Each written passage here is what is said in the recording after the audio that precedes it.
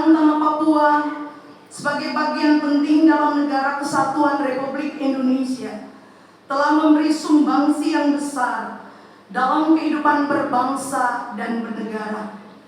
Kami mengucapkan selamat datang kepada Bapak Wakil Presiden di Tanah Papua yang adalah saudara kecil jatuh ke bumi. Yang pertama kepada Persekutuan Gereja-Gereja Papua Barat. Yang kedua Parisada Hindu Dharma Indonesia Papua Barat. Dan yang ketiga Majelis Ulama Indonesia Papua Barat. Dan yang keempat Lembaga Pengembangan Tripitaka Gata Indonesia. Assalamualaikum warahmatullahi wabarakatuh. Salam. Salam sejahtera untuk kita semua. Yang saya hormati pejabat Gubernur Papua Barat dan anggota Forum Koordinasi Pimpinan Daerah Provinsi Papua Barat, para Bupati se-Provinsi Papua Barat, Ketua Umum PGGP Papua, Ketua Umum PGGP Papua Barat, pimpinan denominasi gereja-gereja se-Papua Barat, dan juga pimpinan denominasi gereja-gereja Persekutuan Gereja-Gereja Papua, tamu undangan yang berbahagia. Puji syukur kita panjatkan kehadirat Tuhan Yang Maha Esa, Allah Subhanahu wa Ta'ala, atas limpahan rahmat dan karunia-Nya sehingga kita dapat berkumpul pada konferensi Hari Pekabaran Injil ke-168 di Manokwari. Saya berbahagia dapat bertemu kembali dengan PGGP dan pimpinan lembaga keagamaan setelah pertemuan kita yang lalu, saat kunjungan saya ke kota Jayapura pada akhir November 2022. Setiap bertemu dengan para tokoh agama, saya merasakan atmosfer sukacita, kedamaian dan keharmonisan terpancar dari tanah Papua ini.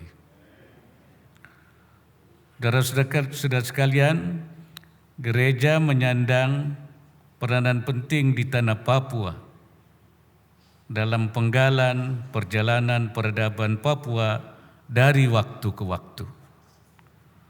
Hari ini kita berada di Manokwari yang menjadi saksi sejarah kehadiran dua penginjil,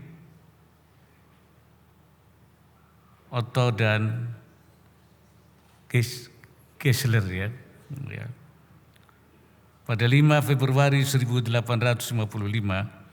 hal ini menjadi penanda dimulainya pembangunan peradaban baru Papua.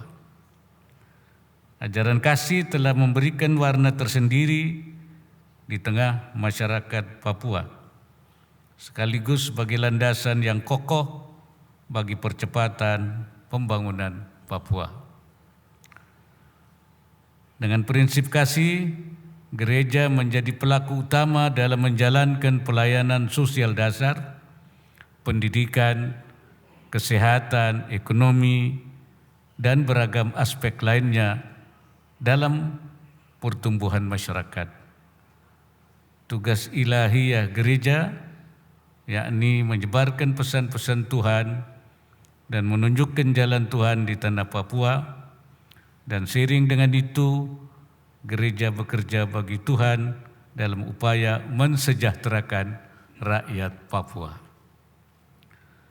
Para pendeta dan tokoh agama khususnya tidak hanya mengajarkan kesalehan individu agar umat dekat dengan Tuhan, tapi juga kesalehan sosial agar rakyat Papua mendapatkan pelayanan sosial termasuk pendidikan dan ekonomi. Kita menyaksikan berbagai sentra pendidikan yang dikelola lembaga-lembaga keagamaan telah melahirkan tokoh-tokoh Papua dan generasi-generasi Papua yang berkarya di berbagai sektor pembangunan. Pelayanan gereja ini telah meletakkan dasar bagi pemerintah untuk melakukan kolaborasi penguatan layanan publik bagi masyarakat Papua. Hadirin yang saya hormati, di masa ini kita berada di era teknologi digital yang terbukti mampu mengubah lanskap dunia dengan sangat besar. Kita juga dihadapkan dengan beragam tren global yang harus disikapi dengan bijak. Dengan konteks global ini, pemerintah terdorong untuk bekerja secara strategis dengan ide-ide inovatif guna mewujudkan transformasi ekonomi nasional yang inklusif, berkelanjutan, dan berdaya saing menuju Indonesia Emas 2045. Kita pun harus terus merawat ikatan kebangsaan di antara masyarakat Indonesia yang majemuk. Perbedaan kita sambut sebagai modal sosial demi memperkuat pembangunan nasional dan daerah. Saya merasakan Papua menjadi contoh terbaik dan model harmoni kebangsaan Indonesia. Praktek dan nilai-nilai lokalitas seperti satu tungku tiga batu mampu menyatukan hati dan langkah dari agama, adat, dan pemerintah. Saat ini tanah Papua pun berada dalam suasana perubahan. Di bawah payung otonomi khusus, kehadiran 4 provinsi baru sejatinya menjadi penegas komitmen negara untuk membangun rumah besar tanah Papua yang lebih sejahtera, adil, dan makmur. Dalam semangat baru pula, konferensi kedua para pemimpin gereja setanah Papua ini turut memegang peran strategis. Saya yakin konferensi akan menghasilkan rekomendasi pikiran gereja untuk kebaikan dan kesejahteraan bersama sebagaimana tahun yang lalu yang saya terima rekomendasinya. Oleh sebab itu saya ingin gunakan kesempatan yang baik ini untuk menyampaikan beberapa pesan Manokwari, 5 pesan Manokwari untuk kesejahteraan bersama Papua. Pertama, saya menekankan kembali pentingnya keserasian antara sayap pendekatan birokrasi pemerintah dengan sayap pendekatan kultural dan keagamaan.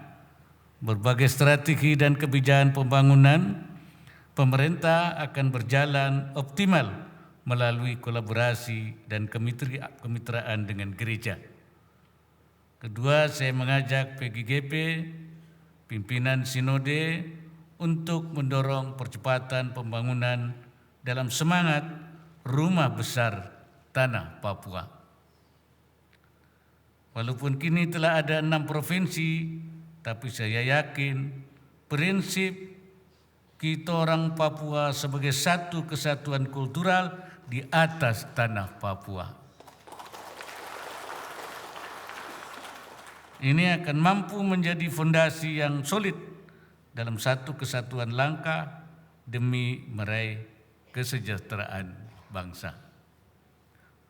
Yang ketiga, pimpinan sinode, PGGP, dan tokoh-tokoh agama saya ajak untuk merumuskan strategi besar dan rancangan kerja sesuai dengan kontekstual Papua untuk masa 20 tahun ke depan. Pemikiran gereja ini hendaknya sejalan dengan desain besar pemerintah yang kita sebut Rencana Induk Percepatan Pembangunan Papua tahun 2022-2041. Yang keempat, kita tentu menginginkan kerja-kerja nyata yang bersifat quick win. Untuk itu PGGP setanah Papua agar intens melakukan sinergi, kolaborasi, dan koordinasi dengan kementerian, lembaga, dan para pihak lainnya. Dalam hal ini, BP3OKP bersama PGGP akan terus mengawal proses persiapan, perencanaan, dan pelaksanaan berbagai program kegiatan Quick Win sesuai kontekstual Papua. Yang kelima, sebagai wujud kerjasama, kolaborasi gereja dan pemerintah, saya menyampaikan apresiasi atas gagasan pendirian Papua Christian Center atau PCC. Saya minta kementerian atau lembaga terkait dan Pemda untuk intens berkolaborasi dengan PGGP dan pengurus Papua Christian Center. Harapannya PCC dapat berdiri di era Kabinet Indonesia Maju sehingga akan berguna bagi kemuliaan rakyat Papua.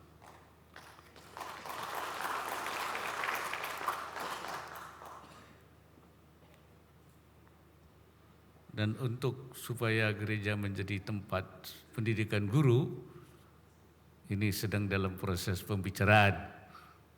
Dan saya kira tidak akan lama lagi itu juga akan bisa dilaksanakan.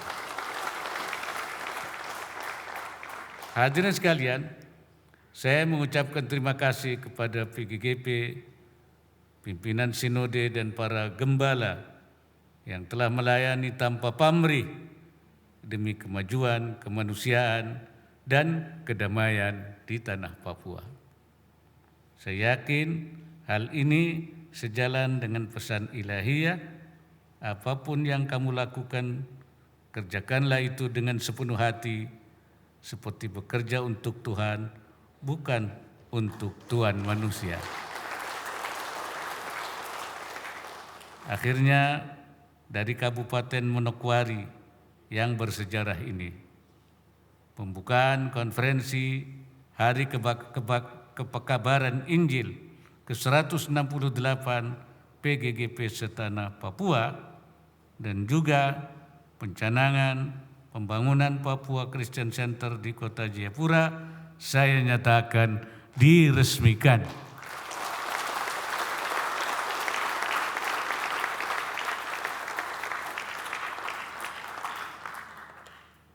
Semoga Tuhan Yang Maha Esa, Allah Subhanahu wa Ta'ala, memberi pertolongannya dan memberkati setiap ikhtiar yang kita lakukan untuk kemajuan bangsa dan kemajuan tanah Papua pada khususnya.